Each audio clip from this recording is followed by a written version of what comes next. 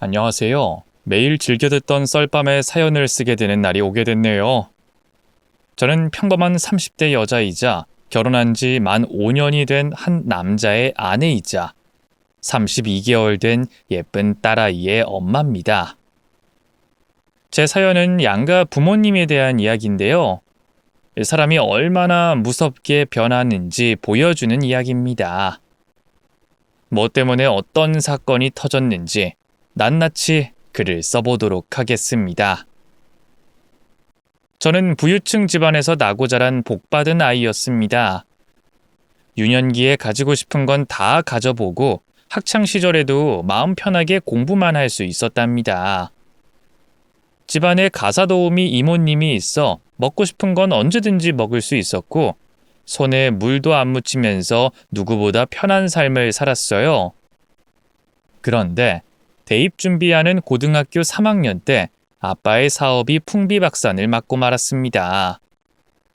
그냥 망한 게 아니라 어마어마한 빚을 남기고 처절하리만큼 심하게 망했답니다. 그래서 하루아침에 저택에서 지하 원룸으로 들어가 지내게 됐죠. 공부를 해야 하는데 상황과 분위기가 그렇지 못해서 부모님께 조금이라도 도움이 돼보려고 알바를 뛰며 공부를 했어요. 부모님은 매일 기운 없이 지냈고 우울한 감정에서 쉽게 빠져나와 저를 신경 쓰지 못하셨습니다.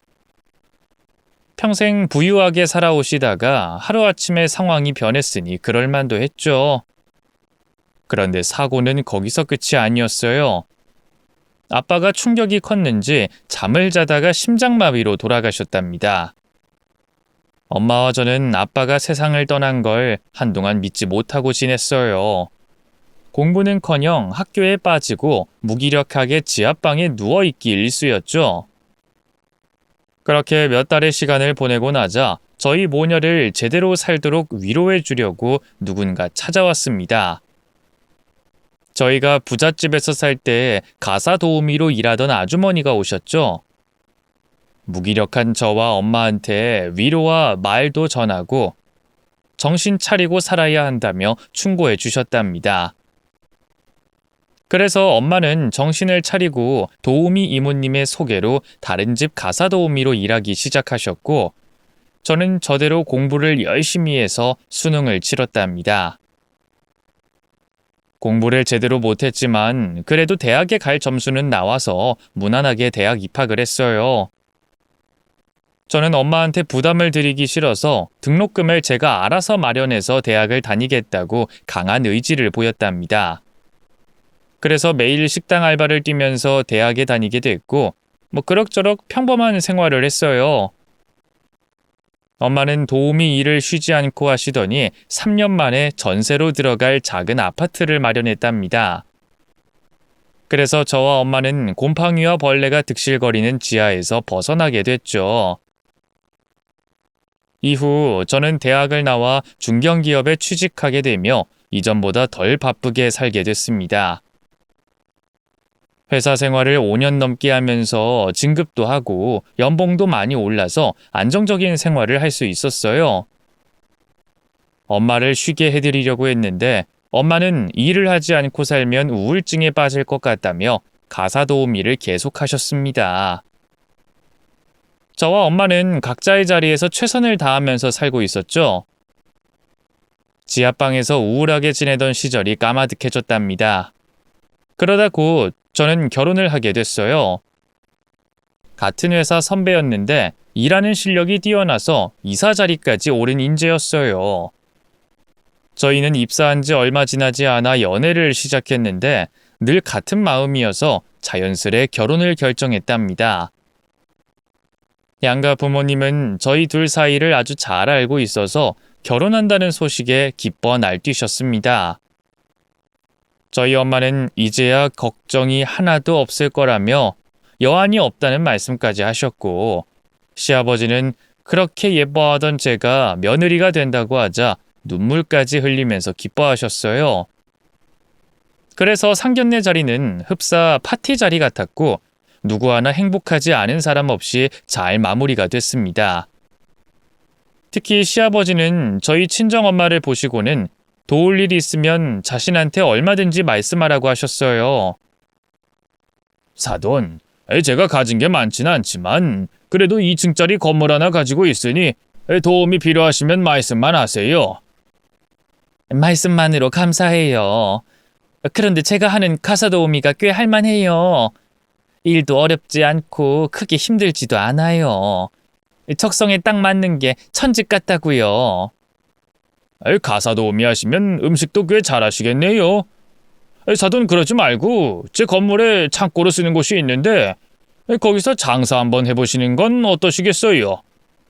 제가 월세나 보증금 같은 건 받지 않겠습니다. 이렇게 좋은 제안까지 해주시고 너무 고마워요, 사돈어른. 근데 아직 애들이 결혼도 하지 않았으니 일단 결혼식에만 신경 쓰도록 해요. 우리 이야기는 나중에 기회가 되면 다시 나누도록 해요.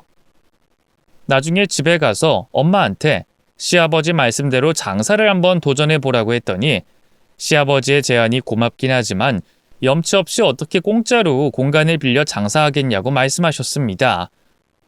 그래서 전 이렇게 묻혀버리는구나 싶었네요. 그렇게 저와 남편은 많은 하객들에게 축하를 받으며 결혼식을 올렸고 평범한 아파트에 들어가 신혼을 시작했습니다. 저희 부부는 함께 출퇴근하며 하루 종일 붙어 지냈어요.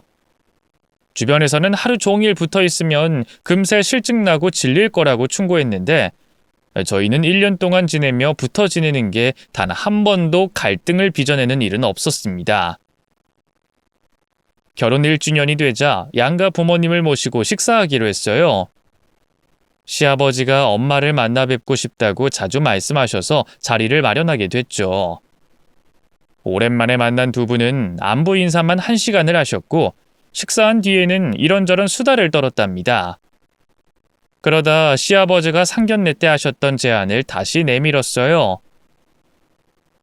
사돈, 제가 작년에 말씀드린 거 기억하세요? 제 건물에 창고 식당으로 운영해 보시라고 했던 말이요. 저는 빈말로 드린 말씀 아닙니다. 제가 듣기론 제 아들놈이 사돈 음식 솜씨가 보통이 아니라고 해서 이렇게 추천하고 제안해 드리는 겁니다. 사돈어른 정말 감사해요. 그럼 진지하게 생각을 해볼게요. 식당 차리려면 어느 정도 자금도 있어야 하니 고민해볼게요. 그래요? 그럼 결정 나면 바로 연락해 주세요. 창고를 깨끗하게 치워야 하니까요. 시아버지는 엄마한테 꼭 장사를 해보라고 적극적으로 설득하셨고 엄마도 깊이 고민하기로 했답니다. 그리고 며칠 뒤 엄마는 시아버지의 제안을 감사히 받아들이기로 했어요. 그동안 가사도우미로 일해서 모은 돈과 약간의 대출을 받아 식당을 차려보기로 했답니다. 음식은 엄마가 가장 자신 있어 하는 순두부찌개로 정하셨죠. 그래서 시아버지가 바로 건물 창고를 깨끗하게 비워주셨고 인테리어 공사를 시작했답니다. 세단장된 엄마의 식당은 골목에서 눈에 띄도록 예쁘고 아름다웠어요. 게다가 순두부찌개 냄새가 맛있게 퍼져나가니 장사가 대박날 것 같더라고요. 엄마는 직원을 두지 않고 혼자 주방과 홀을 오가며 장사를 시작하셨는데 동네 사람들이 한 번씩 들렸는데 맛있어서 바로 단골이 됐죠. 엄마는 단골 장사만 돼도 망하진 않을 거라고 하셨답니다. 그런데 식당이 운영된 지 반년이 지나자 엄마의 식당에는 3명의 직원을 두게 됐어요. 단골 손님뿐만 아니라 멀리서 오는 손님들도 많아져서 줄을 서서 엄마의 순두부찌개를 드셨네요. 이렇게 성공가를 달리기 시작하자 엄마는 가만히 있으면 안 되겠다 싶어 저를 데리고 시아버지를 찾아가셨습니다. 감사 인사를 드리겠다며 비싼 양복과 구두를 선물하셨고 계약서까지 쓰자고 말씀하셨어요. 사돈어른, 덕분에 제가 먹고 삽니다. 요즘 장사가 잘 돼서 사는 게 너무 행복해요. 장사가 잘 된다고 하니 제가 더 기쁘네요. 저는 사돈이 이렇게 성공하실 줄 알았습니다. 그래서 선물도 주시고 계약서를 쓰고 월세를 내시겠다는 거예요? 네, 아무리 공짜로 빌려주신다고 했어도 가만히 있으면 제가 사람이 아니죠. 사돈어른, 보증금도 드리고 월세도 내겠습니다. 물론 순수익이 많진 않지만 그 정도 부담할 수준은 됩니다. 하하, 아유 그래요. 알겠습니다.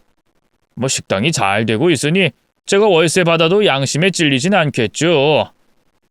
그럼 제 건물에서 임대하는 사람들과 똑같이 받도록 할게요. 그 보증금 500만 원에 월세 50만 원입니다.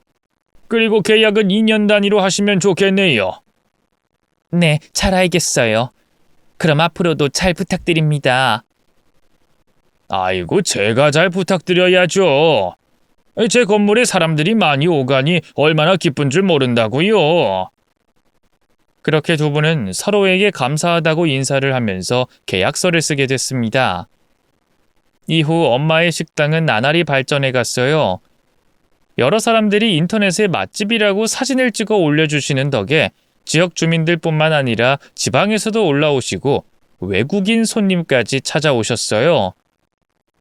저는 퇴근하면 자주 엄마 식당에 도움을 드리러 갔는데 매일같이 감동적인 순간의 연속이었어요. 당연히 매출은 수직으로 상승해서 엄마는 인생의 전성기를 맞고 계셨습니다.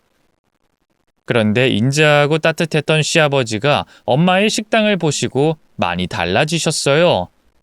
뭔가 불만이었는지 건물 근처를 자주 배회하셨는데 표정이 어두웠습니다. 그래서 이를 눈치챈 엄마가 가게를 문 닫을 시간에 시아버지를 초대해 순두부찌개를 끓여드렸어요. 사돈어른, 덕분에 아주 기쁜 인생 살고 있네요. 정말 감사드립니다. 순두부찌개 맛있게 드세요. 이거야 원. 너무 짜서 먹을 수가 없네요. 이게 뭐가 맛있다고 사람들이 개떼처럼 몰려드는지 모르겠네. 이봐요 사돈, 월세를 조금 올려야 할 것 같습니다. 다른 건물주들 말을 들어보니 석 달에 한 번씩은 올려도 된다고 하더라고요. 제가 공짜로 차려준 거 잊지 않으셨죠? 그래서 말인데 앞으로 월세를 100만 원으로 주세요. 관리비는 따로 주시고요. 네? 100만 원이요? 사돈어른, 저희 가게가 잘 되고는 있지만 남는 게 거의 없어요. 보이는 거에 비해 순수익은 얼마 되지 않는다고요. 허허, 사돈, 이제 사업가 다 되셨네요. 말하는 게 딱 사기꾼 같으십니다. 남는 게 없다니? 요즘 보면 사돈이 입는 옷이 매일 바뀌는 것 같던데요. 그런데 쓸 돈 있으면 제 월세나 올려주시죠. 시아버지의 달라진 태도에 엄마와 저는 당황했습니다. 엄마는 잠시 입을 다물고 고민하더니 월세 100만 원을 내겠다고 결정하셨답니다. 네, 월세 올려서 내겠습니다.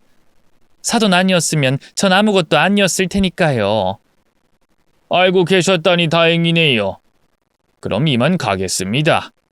그리고 이 순두부찌개는 제 입에 맞지 않네요. 여하튼 장사 열심히 하세요. 원래 굉장히 좋은 분이었는데 왜 갑자기 이렇게 태도가 달라진 건지 이해가 되지 않았습니다. 여하튼 엄마가 월세를 늘리면서 일이 해결되는 줄 알았습니다. 하지만 시아버지는 2달 만에 크게 문제와 말썽을 일으켰습니다. 엄마한테 또 월세를 올려달라고 했는데 이를 거부하자 심통을 심하게 부렸답니다. 식당 손님들이 식사를 마치고 골목 모퉁이에 있는 재떨이 앞에서 담배를 피우고 나셨는데 거기에 서서 손님들에게 삿대질하며 쌍욕을 하셨습니다. 이 더러운 인간들아! 여기가 당신들 안방인 줄 알아? 동네 이웃들이 당신들이 뱉는 담배 연기를 왜 마셔야 하는데? 저리 꺼져! 이 동네는 얼씬도 하지 말라고! 그 모퉁이 길에는 사람들의 이동이 가장 적은 거리라서 엄마가 거기에 재떨이를 준비해 두셨답니다. 하지만 시아버지가 으름장을 놓으며 흡연 금지라고 써 붙여 두셨답니다. 이에 손님들은 담배를 멀리까지 가서 피우시거나 아예 피우지 않으셨습니다. 그런데 문제는 그것뿐만이 아니었어요. 손님이 식당 앞에 주차를 하고 식사를 하고 계셨는데 이를 본 시아버지가 차를 발로 차면서 진상을 부리셨습니다. 누가 내 건물 앞에다가 마음대로 차를 댄 거야? 어떤 새끼야? 당장 나와! 식사하던 손님은 황당한 얼굴로 뭐하는 짓이냐고 말했더니 시아버지는 주먹질을 하려는 자세를 취하며 영업방해를 하셨답니다. 이에 엄마는 급하게 나와 시아버지를 말리셨습니다. 사돈어른 이러지 마세요. 저한테 불만이 있으면 나중에 따로 말씀하시면 되잖아요. 손님들한테 시비는 걸지 말아주세요. 여기 오시는 단골 손님들이 사돈어른이 무서워서 못 오겠다고 말씀하시고 있다고요. 이봐요 사돈, 여기 내 건물이에요. 내가 언성을 높이든 시비를 걸든 다 내 마음이란 말이에요. 손님들이 득실거리는 가게에서 꼴랑 월세 100만 원만 내고 장사하는 게 어이가 없어서 내가 화 좀 냈어요. 됐습니까? 그러니까 월세 올려달라고 이러신다는 거예요? 알겠어요. 올려드릴게요. 올려드리면 되잖아요. 이제야 말이 좀 통하네. 그럼 다음 달부터 월세 200만 원씩 주세요. 이게 비싸다고 생각하지 마세요. 다른 건물주도 이 정도는 받는다고 합니다. 네? 알겠어요, 사돈. 그럼 해결된 거죠? 그럼 제발 손님들에게 시비 좀 그만 거세요. 부탁드려요. 엄마는 시아버지의 진상짓 때문에 하는 수 없이 월세를 올려드렸습니다. 그리고 진상짓을 제발 그만하라고 감사 표시에 돈봉투까지 따로 드렸답니다. 이렇게까지 했으면 시아버지가 그만해야 하는데 진상짓은 얼마 가지 못해 또 시작됐습니다. 한 손님이 식당 앞에 자전거를 세워두셨는데 당시 건물 앞에 세워달라며 아무도 모르게 자전거를 고물상에 팔아먹은 겁니다. 손님은 노발대발 화내시며 절도로 신고하겠다고 하자 시아버지는 도리어 손님이 잘못한 거라며 언성을 높이며 진상을 피웠답니다. 결국 손님의 자전거 값을 엄마가 지불해드리며 겨우 싸움을 말렸어요. 시아버지는 이런 식으로 2년간 월세를 500만 원까지 올려받으셨습니다. 한편 이 사실을 알고 있던 제 남편이 수습을 하려고 저와 같이 시아버지 댁으로 찾아갔어요. 진상짓을 그만하라는 말을 돌려서 하기로 했죠. 그런데 시댁에 가서 새로운 사실을 하나 알게 됐습니다. 시아버지는 남편의 친부가 아니라 돌아가신 시어머니가 재혼한 의붓 아버지였답니다. 남편은 과거 일을 들추면서 말했습니다. 아버지, 이제 장모님 좀 그만 괴롭히세요. 손님들한테 막대하는 행동도 그만하시고요. 이놈의 자식이 어디 애비를 가르치려고 들어? 아버지, 그만합시다. 아주 그냥 질려버린다고요. 저희 엄마 보험금 받은 걸로 건물주가 되신 거잖아요. 제 친아버지도 아니시면서 그 돈 가져가셨을 때 제가 뭐라고 한 적이 있었나요? 엄마 목숨값으로 얻은 건물이니 저에게도 권한이 있다고요. 그러니까 월세도 낮추고 행패 좀 그만 부리세요. 그 말을 듣고 제가 놀라자 시아버지는 남편의 따귀를 세게 한 대 날리더군요. 이 새끼가 키워준 애비한테 이따위로 말해도 되는 거냐? 너 이렇게 번듯하게 큰 건 다 내가 해준 거라고! 아버지 왜 자꾸 말을 지어내세요? 저 아버지한테 용돈 한번 받아본 적도 없고 따뜻한 사랑도 받아보지 못했어요. 제가 결혼한다고 했을 때 제 아내에게 친절하게 잘해주셔서 과거는 다 잊으려고 했는데 이제 와서 이렇게 막대하는 걸 보니 저도 화가 나서 옛날 이야기 꺼내는 겁니다. 아시겠어요? 그랬더니 시아버지는 다시 남편의 따귀를 날리셨습니다. 무슨 말을 해도 통하지 않더라고요. 결국 아무것도 해결하지 못하고 시댁에서 나와버렸죠. 그리고 얼마 뒤 시아버지가 왜 그렇게 돈에 집착하는지 알게 됐습니다. 저와 남편이 회사를 퇴근하고 집으로 걸어가는 길에 시아버지가 제 또래 되는 여자와 다정하게 팔짱을 끼고 오피스텔 건물에서 나오더라고요. 저희 부부는 조용히 뒤를 따라 걸으며 두 사람의 대화를 들었어요. 오빠, 나 다음 달에 생일인데 뭐 해줄 거야? 참고로 난 현금이 제일 좋은 거 알지? 아이, 그럼 우리 리나 선물은 당연히 현금으로 줘야지. 리나야, 이 오빠랑 같이 사는 거 좋지? 행복하지? 아이, 그럼 오빠가 매일 나만 바라보는 게 귀여워 죽겠다고. 그리고 오빠 덕분에 그 지겨운 룸사롱을 관둘 수 있었잖아. 오빠 매달 주는 생활비 700만 원 덕분에 내가 편히 먹고 산다고. 어이구 어이구 내 사랑 리나야. 룸사롱에서 일하는 게 그렇게 힘들었구나. 걱정하지 마. 이 오빠가 죽을 때까지 널 돌봐줄 테니까. 이 다음 달부터는 생활비를 800만 원으로 올려줄게. 내 건물 1층 식당의 월세를 확 올려버려야지. 정말? 오빠 진짜 능력 있는 멋진 남자구나. 오빠 고맙고 사랑해. 그럼 오늘 밤도 후끈 달아오르게 해줘. 알았지? 몰라. 오빠는 나이가 내일 모레 칠순인데 아직도 팔팔한 이유가 뭐야? 나 오빠 같은 사람 처음 봐. 그게 다 리나, 네가 너무 예뻐서 그런 거 아니겠니? 리나야, 나는 말이야. 너와 있으면 남자가 된 기분이야. 젊은 청춘의 사나이가 된 기분이라고. 시아버지는 룸사롱 접대부에게 오피스텔을 마련해주고 동거하는 중이었어요.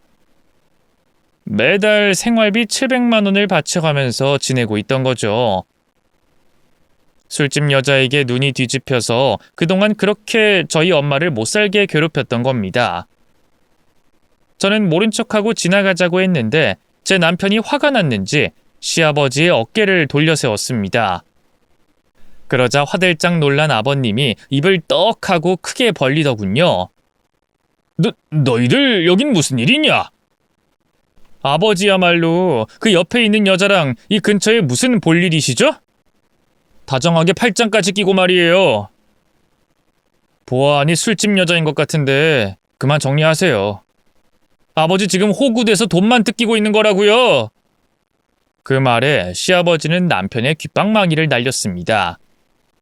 이놈의 자식이 어디서 그따위 막말을 해? 네 새어머니 될 사람한테 돈 뜯어내려는 꽃뱀 취급을 해? 당장 사과해! 사과는 아버지가 하셔야죠. 제 엄마 보험금으로 건물 사고 그 건물에 제 장모님 장사하게 하고 돈 심하게 뜯어내셨으니 아버지가 사과하셔야죠. 이것 봐라.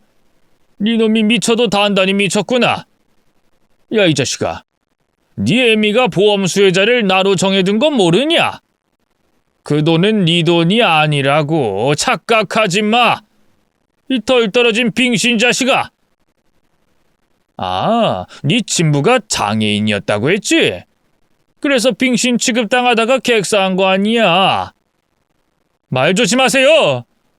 감히 내 부모님을 모욕해? 돌아가신 분들한테 조금이라도 미안한 마음이 없으세요? 진짜 짜증나게 구네. 이 자식아, 그만 좀 귀찮게 하고 좀 꺼져라. 그리고 내 애인 보고 또 막말했다간 진짜 부모 자식 간의 연 끊어버리겠어. 알았어. 시아버지는 그렇게 막말을 실컷 하시고는 술집 여자와 데이트를 떠났습니다. 정말이지 제가 예전에 알고 있던 따뜻한 시아버지의 모습은 조금도 남아있지 않았답니다. 그날이 있고 몇 주 뒤에 시아버지가 어김없이 식당을 찾아와서 행패를 부렸습니다. 어디서 술에 한껏 취해 나타나신 시아버지는 식당 안으로 들어오셔서 손님들에게 꺼지라며 소리를 질렀습니다. 이 돈 없어서 순두부나 처먹는 그지놈들아! 니들이 이 식당에서 허구한 날 밥을 처먹으니까 거리에 순두부찌개 냄새가 진동을 하잖아! 다들 꺼져! 사돈어른, 또 왜 이러세요? 이러지 않기로 하셔놓고 왜 또 행패를 부리세요? 오늘은 약주까지 드시고 와서 이러시는 거예요? 사돈, 제발 그냥 나가주세요. 엄마는 시아버지를 밀어내고 손님들께 고개를 숙여 사과를 드렸습니다. 저도 손님들께 사정을 전하며 식사값을 받지 않을 테니 양해 부탁을 드렸어요.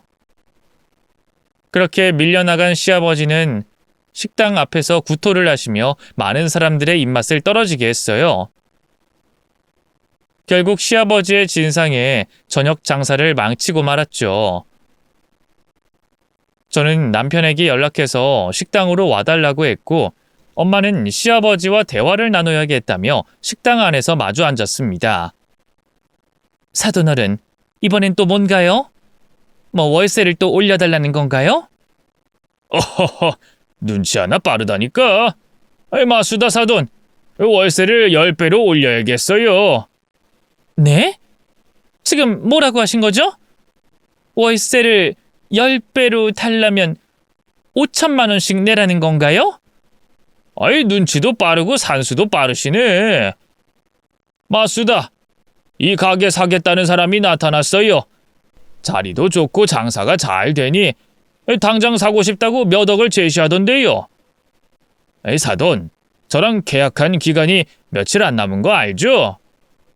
그 순간 엄마는 참아왔던 화를 우르르 쏟아냈습니다. 이봐요 사돈어른, 정말 해도 해도 너무하시네요. 처음엔 아무것도 바라지 않는다고 하면서 장사하라 해놓고 제 식당이 대박나니까 매번 돈을 뜯어내려고 안달이에요? 방금 월세를 5천만 원 내라고요? 이봐요, 더러워서 안 해요. 나가면 될 거 아니에요? 허허, 역시 돈 앞에는 장사 없다더니 월세 비싸게 올린다니까 바로 나간다고 하네. 그럼 난 가게를 비싸게 세를 주면 되겠네. 어이 사돈, 모레까지 가게 비워줘요. 엄마는 권리금을 주고 들어온 게 아닌데다 이후 들어오는 식당이 다른 메뉴를 판다고 해서 아무것도 받지 못하게 됐습니다. 정리할 시간을 며칠 더 달라고 했는데 시아버지는 봐주는 거 없다면서 무조건 빨리 나가라고 화를 내더군요. 사람이 돈에 환장하고 여자에 환장하더니 이렇게까지 바닥을 드러내더라고요. 엄마는 돈이 웬수라며 화를 내시고는 가게 정리에 들어가셨습니다. 다른 자리에서 장사할 가게를 급하게 알아보셨답니다. 엄마 식당의 단골 손님 중 부동산 사장님이 한 분 계셨는데 엄마에게 맞는 작은 가게를 같이 찾아다녀 주셨습니다. 다행히 하루 만에 도로 근처에 있는 상가를 한 곳 찾았답니다. 그래서 바로 집기와 도구들을 새로운 터로 옮겼고 시아버지 건물에서 완전히 나왔어요. 새로운 가게를 새로 단장하는 데 돈이 꽤 들어갔는데 저와 남편이 보태드렸어요.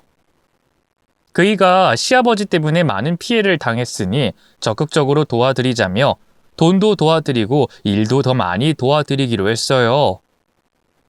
다행히 엄마가 새로 오픈한 곳에서도 손님들이 그대로 많이 찾아주셨습니다. 매출은 시아버지 가게에 있을 때보다 훨씬 더 잘 나왔어요. 진상 부리는 시아버지가 없으니 당연한 결과였죠. 여기서 시아버지가 더는 나타나지 않을 거라 생각하고 있었는데 예상치 못한 일이 또 벌어졌답니다. 저와 남편이 엄마의 가게에서 마감을 도와드리고 있었는데 문이 열리며 시아버지가 등장했어요. 남편이 여기에는 무슨 일로 오셨냐고 물었습니다. 여긴 웬일이세요? 이제 피차 볼 일 없는 거 아니었나요? 이런 상놈의 자식이 지 애비애미를 그대로 닮아 싹수가 누렇네. 야, 이 자식아, 나도 니놈 얼굴이랑 여기 있는 사람들 면상 보기 싫어. 내가 할 일이 없어서 여기 왔겠냐? 용건이 있어서 왔다고. 넌 빠지고. 사돈, 앉아서 얘기 좀 합시다. 또 무슨 진상을 피울지 몰라 남편과 저는 바짝 긴장하고 엄마 옆에 앉았습니다. 그러자 시아버지가 비웃으며 말문을 열었습니다. 뭐 니들은 사돈 대변인이라도 되는 거냐? 꼴값들을 떠내. 사돈어른, 욕 그만하시고 용건이나 말씀하시죠. 저랑 뭐가 해결되지 않은 게 있었나요? 당연히 있지. 이봐요 사돈, 내가 처음 가게 내줬을 때 6개월 동안 공짜로 장사한 거 기억하시죠? 그 6개월치 월세 받으려고 찾아왔수다. 월세 500만 원에 6달이니 3천만 원 주시면 되겠네요. 뭐라고요? 이봐요 사돈어른, 진짜 너무하시네요. 처음 6개월치 월세는 계약하지도 않았잖아요. 그리고 그때 당시 월세를 정하려면 시작할 당시 50만 원으로 계산해야 하는 거 아닌가요? 에이, 왜 이러실까? 장사도 잘 되는 식당 사장님이. 난 다른 건 모르겠고 마지막에 받은 월세로 책정해서 받을 겁니다. 그게 아니면 민사소송을 걸어서 더 많이 받아낼 거요. 시아버지는 말도 안 되는 억지를 부려가며 돈을 달라고 하더군요. 이에 엄마는 마음대로 하라면서 시아버지의 등을 떠밀었습니다. 난 더 이상 사돈한테 휘둘리지 않을 겁니다. 3천만 원이 아니라 3천 원도 못 준다고요. 그리고 내가 때때로 진상 부리지 말라고 준 돈은 어쩌실 건데요? 그것만 해도 몇 천만 원은 된다고요. 어허, 이 아줌마가 돌았나?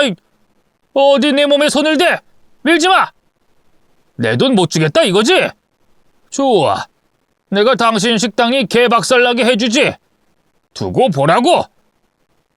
도대체 엄마가 무슨 죄를 지어서 이런 순환을 당하는 건지 이해도 되지 않았고 저와 남편도 죄인이 돼 죄송하기만 했답니다. 시아버지는 엄마가 예전에 월세를 지급하지 않자 진짜로 민사소송을 걸었더군요. 소장을 받은 엄마는 부동산 사장님의 도움을 받아 실력 있는 변호사를 선임하게 됐습니다. 그래서 시아버지한테 받은 피해와 부당하게 냈던 월세를 일일이 다 따져서 맞고소를 했답니다. 시아버지가 가만히 있었으면 법정까지 가진 않았을 텐데 먼저 소장을 보냈으니 엄마도 더는 참지 않기로 하신 거죠.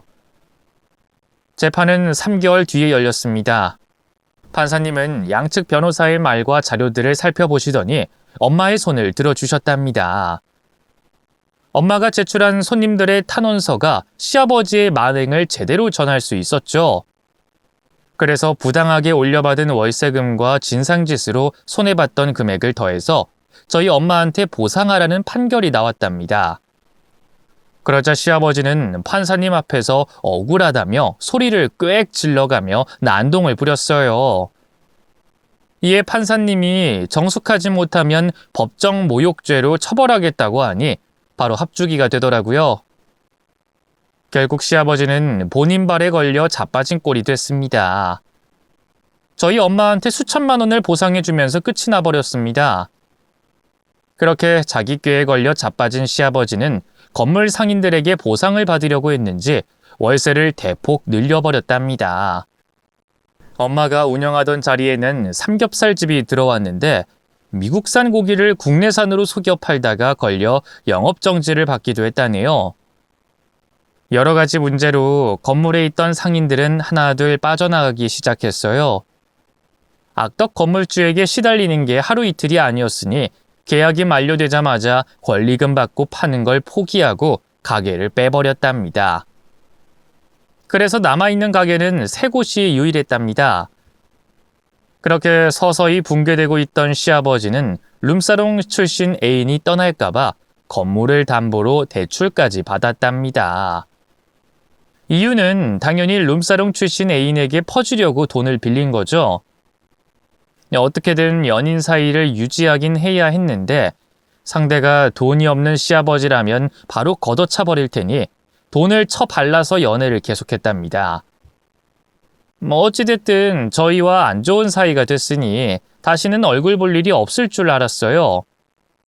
그런데 몇 달 뒤 시아버지가 애인과 같이 식당에 들어오더군요.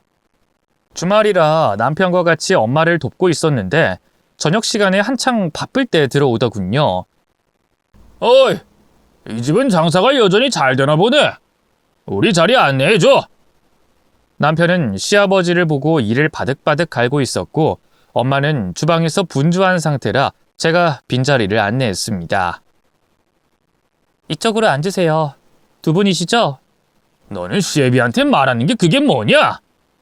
아버님 그동안 잘 지내셨어요 라고 깍듯이 인사해야 하는 거 아니냐? 에휴, 됐다.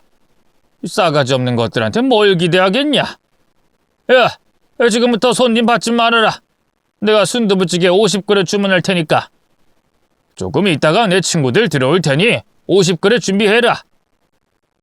50그릇이요? 아버님, 저희 식당이 크지 않아서 30명이 최대예요. 그럼 30그릇만 준비해라. 아무튼 지금 나가는 손님 이후엔 사람 받지 말아라. 지금 바로 오시는 거예요? 괜히 오래 걸리면 한꺼번에 주문받으면 안 되거든요. 아이 진짜 말 많네. 아니 내가 돈 낼게. 바로 30만 원 주면 될 거 아니야. 시아버지가 30만 원을 내더니 바로 30그릇을 세팅해달라고 요구했답니다. 그래서 주방에 들어가 엄마와 직원들에게 전달하고 다음으로 찾아오는 손님들에게 시간이 조금 걸린다고 기다려달라고 부탁했습니다. 이윽고 모든 손님들이 나가고 시아버지와 애인 둘만 남았어요. 그리고 순두부찌개를 30그릇 세팅해놨죠. 그런데 10분이 지나도 아무도 오지 않더군요. 이에 저는 시아버지께 일행이 언제 오는지 물었습니다. 아버님, 저희 다음 손님 받아야 해서 빨리 일행분들이 오셔서 식사하셨으면 좋겠어요. 연락이라도 좀 해보실래요? 일행? 그런 거 없다. 그냥 나랑 애인이 둘이서 오붓하게 밥 먹으려고 온 거야. 네? 지금 그게 무슨 말씀이세요? 그럼 저희한테 헛고생 시킨 거예요? 아이 헛고생이라니. 내가 아까 음식값 줬잖아. 난 여기서 내 애인과 오붓하게 시간 보낼 자격이 충분하다고. 앞으로 2시간은 더 앉아있다 갈 거니까 음식 치우지 말어라. 저희 식당은 회전이 빨리 되는데 2시간이나 버티겠다며 갑질을 하더군요. 그렇다고 멀쩡한 순두부찌개 수십 그릇을 치워버리자니 너무 화가 나더라고요. 그래서 결국 남편이 시아버지한테 나가라고 경고했습니다. 지금 유치하게 뭐 하시는 거예요? 일부러 장사 방해하려고 오신 거예요? 밖에 손님들 기다리는 거 안 보여요? 그만 상 치울 테니까 그런 줄 아세요. 아니 뭔 개소리야? 우리 둘이 여기 주문한 찌개 30그릇 다 먹을 때까지 기다려야지. 넌 손님을 이따위로 대하냐? 하여튼 지 애미처럼 싹수가 더럽게 늘었다니까. 말 조심하세요. 그리고 영업방해로 경찰에 신고하기 전에 나가세요. 남편은 다른 테이블에 차려진 손도 대지 않은 순두부찌개를 치우기 시작했습니다. 그걸 그대로 버려버리니 속이 엄청 상하더라고요. 시아버지는 그렇게 돈 자랑과 갑질을 재밌게 했다면서 애인과 낄낄거리면서 퇴장했습니다. 그리고 밖에서 기다리는 손님들에게 일일이 사과하고 새로운 음식을 바로 끓여서 가져다 드렸답니다. 시아버지는 그날 이후로도 동네에서 자주 눈에 띄었어요. 룸사롱 출신 애인과 어찌나 다정하던지 꼬락서니를 보면 오만정이 절로 떨어졌답니다.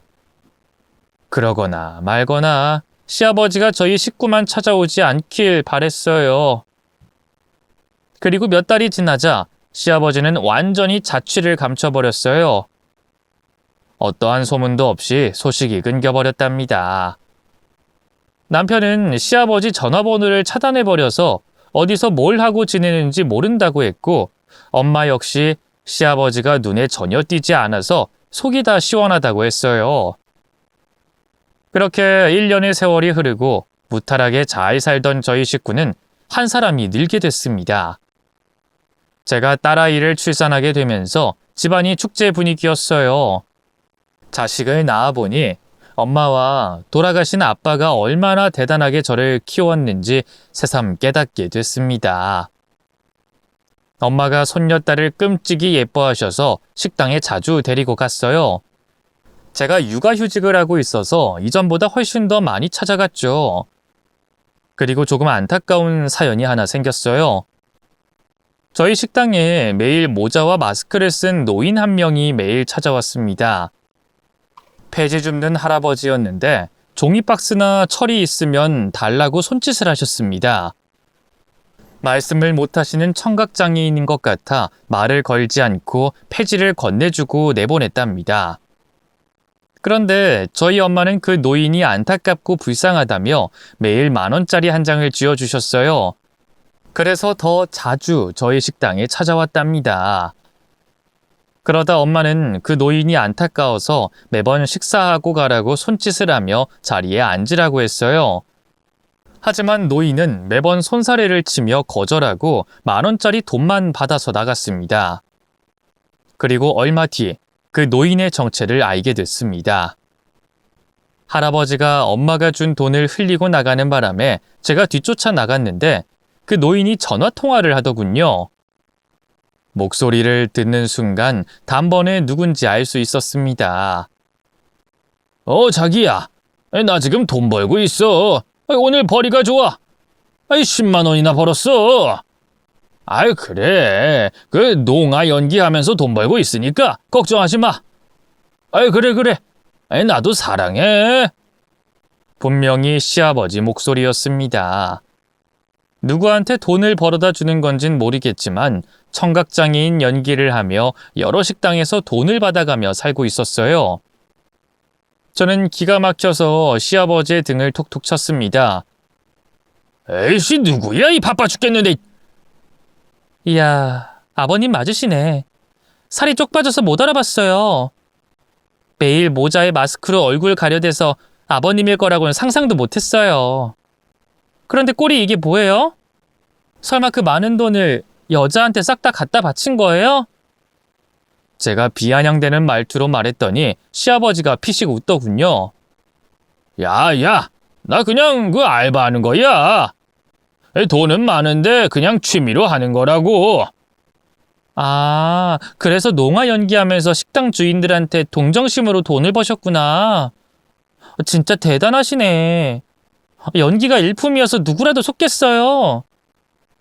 방금 전화한 여자가 예전에 그 룸사롱 출신이에요? 걔는 진작에 헤어졌다. 지금은 60 먹은 여자랑 살고 있다. 됐냐? 대충 짐작해보니 그 룸사롱 애인이 시아버지의 재산을 싹 뽑아먹고 나른 것 같더군요. 그리고 새로운 여자를 만나 동거 중인데 돈벌이를 못하니 이렇게 장애인 연기를 해가면서 돈을 벌고 있었나 보더라고요. 저는 목소리를 높여 친정엄마와 남편을 불렀습니다.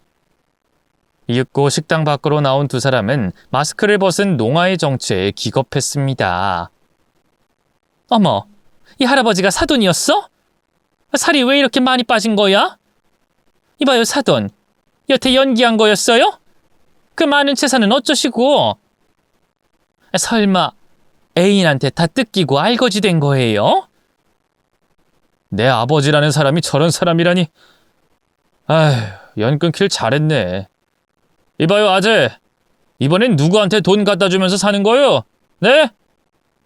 에이, 쪽팔려, 씨. 이 잡것들아! 니들이 무슨 상관이야? 내 덕에 성공해서 먹고 사는 것들이 내가 너희 식구들 저주할 거야. 오래가지 못해. 이 식당은 처참히 망할 거야. 그렇게 막말을 하고 주랭랑을 치더군요. 저희는 어이가 없고 기가 차서 시아버지가 도망가는 걸 그냥 가만히 구경만 했답니다. 어떤 사연인진 몰라도 아직도 한심하게 사는 건 분명해 보였어요. 그날 이후로 시아버지는 구역을 바꿨는지 근처 식당에 출몰하진 않았습니다. 다른 동네를 돌면서 농아 연기를 하며 돈을 버는지는 모르겠지만 저희 눈앞에는 다신 보이지 않았답니다. 이듬해 저희 엄마의 순두부찌개 집은 더 크게 성공했고 돈도 많이 모였어요. 또 분점을 내달라는 사람들이 몇몇 찾아와서 3호점까지 가게를 개업하게 됐습니다. 재료와 레시피를 모두 저희 엄마한테 받아쓰게 된 분점 덕분에 수입도 더 늘어났죠. 저와 남편은 평일에는 직장을 다녔고 주말엔 엄마 가게에서 일손을 보태드렸네요. 덧붙여 제 딸아이도 건강하게 잘 크고 있었고요.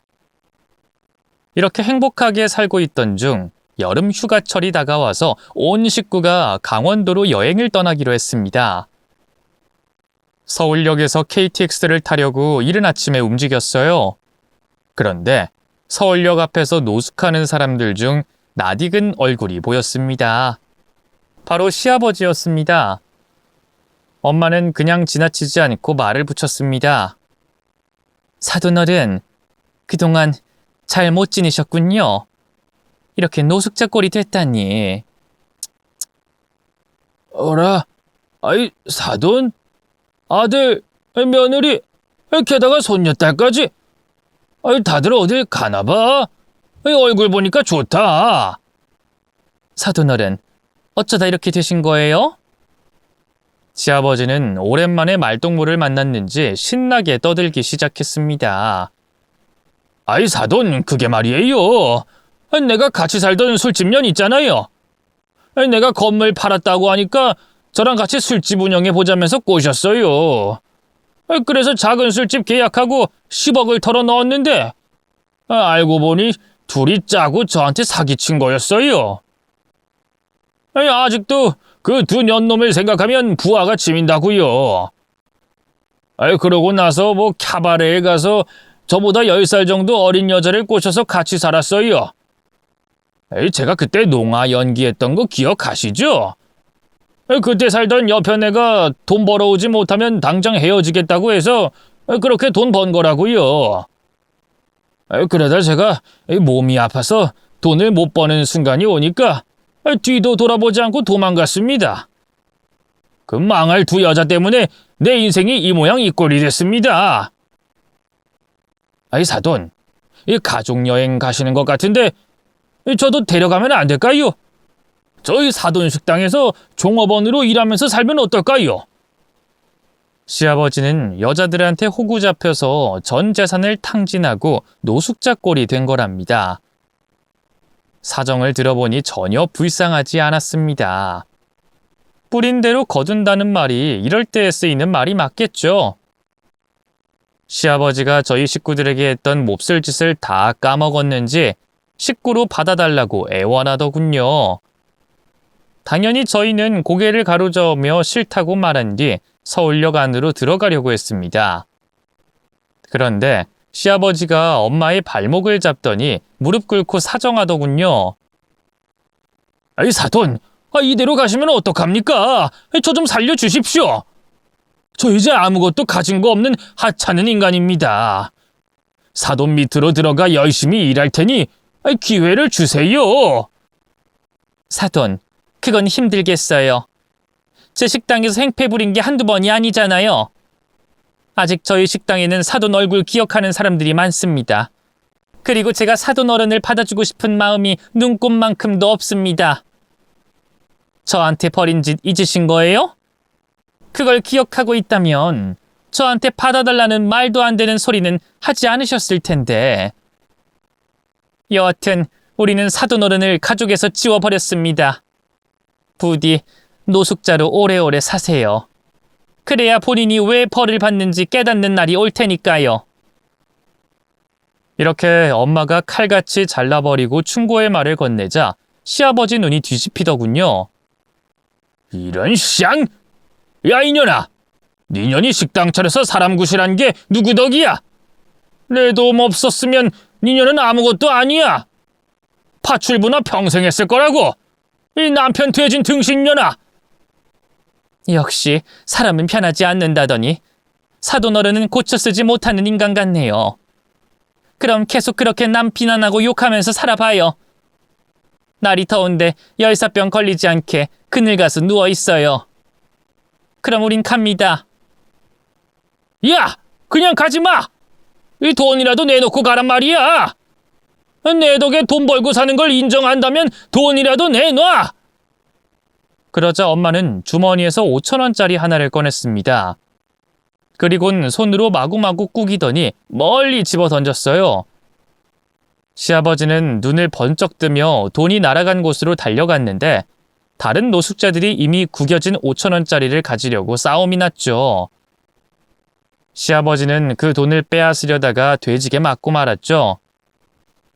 저희 식구는 시아버지의 최후를 보고 혀를 차면서 서울역 안으로 들어갔답니다. 그렇게 저희 식구들은 가벼운 마음으로 여행을 떠나게 됐네요. 저희 시아버지는 아직도 서울역에서 노숙을 한다더군요.